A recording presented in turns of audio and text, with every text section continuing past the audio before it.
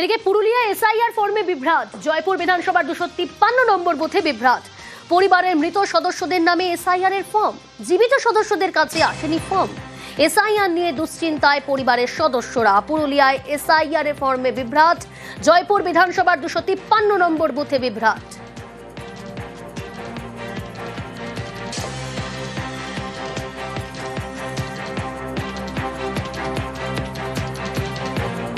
আমাকে ফর্ম নিয়েছে দীনেশ কুমার আর নিমেশ কুমার, আমার ছেলে।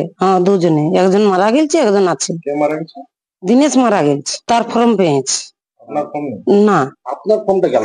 সেটাই তো স্যার, ওটা তো বলতে পারছি না। ওরা বললে কাটাই গেছে, অথচ আমি প্রতিবার ভোট দিয়ে গেছি। স্যার ফর্ম সবার এসে গেছে, খালি আমারটা বাদে।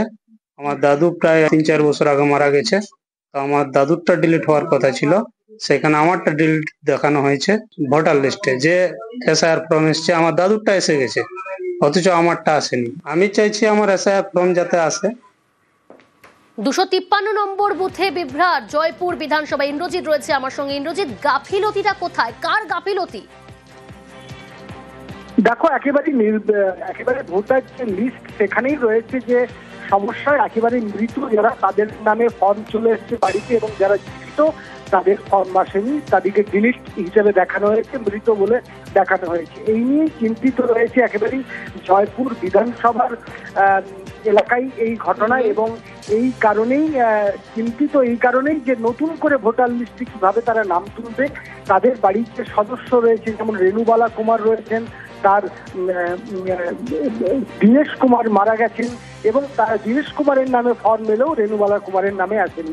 একই ঘটনা ঘটেছে বিজলা কুমারের ক্ষেত্রেও। মৃত গতিরাম কুমার মারা গেছেন, তার স্ত্রী জীবিত আছেন, কিন্তু তার স্ত্রীর ফর্ম আসেনি, মৃতর ফর্ম এসছে। এইভাবেই 3টি ঘটনা ঘটেছে, এবং এরা ভিডিও কি জানাচ্ছে ইন্দ্রজিৎ?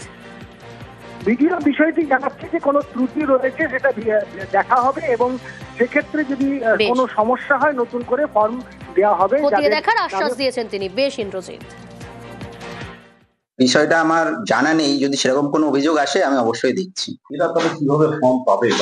যদি কোনো প্রিন্টিং মিস্টেক হয়ে থাকে আমরা খোঁজ নিয়ে দেখছি, যদি হয় তাকে প্রিন্ট করে তার বাড়িতে পৌঁছে দেওয়া হবে।